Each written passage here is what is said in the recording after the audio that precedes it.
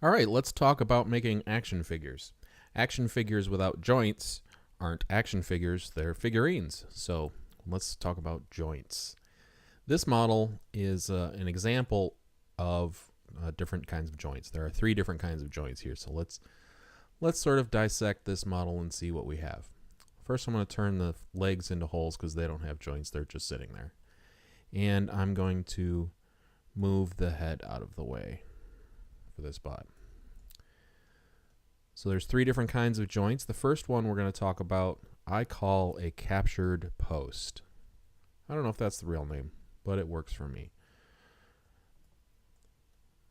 Well, the feature of the captured post is that you don't really see anything from the outside. It doesn't really look like there's much of a joint there, but this yellow piece can swing back and forth, not out to the side, but back and forth. If this is the front of the robot body, back and forth. Because inside there are these posts. And these posts on the arms fit into these recesses, these grooves inside of the body. If you see that. Now we have to have 2 pieces of a body, 2 halves of the body to use this kind of design. And so if you're going to do this kind of design, you have to split the body in half, and then you need to have a screw. So that's what this is. This is a model of a screw. So you have to factor that into your design if you're going to use this captured post.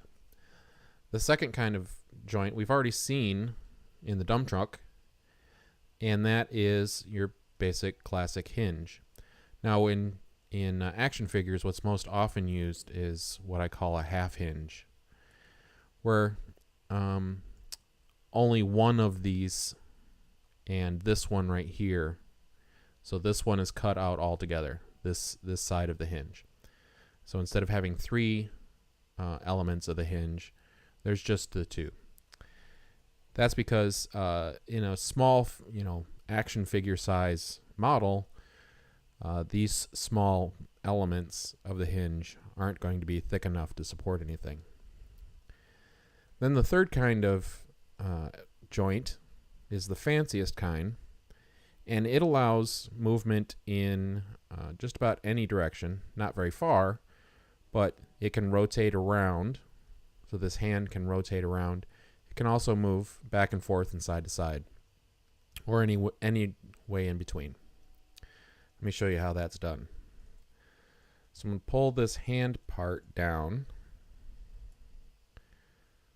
Okay, so the hand fits inside of the wrist, and inside of the wrist there is a ball joint. Well, this whole thing is a ball joint, but this is the ball part. It has a ball and a pin on it, and you can see how that rests against the hand.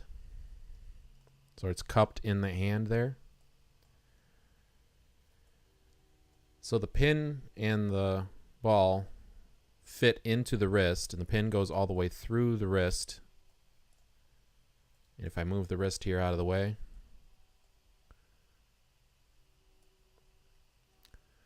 the pin fits into a hole on the arm. Okay, so it's like glued in there, and then that wrist is glued to the hand. And because the inside of the wrist is round, it's hollowed out in the shape of that ball, but has enough room for the pin to move freely, the joint works like it should.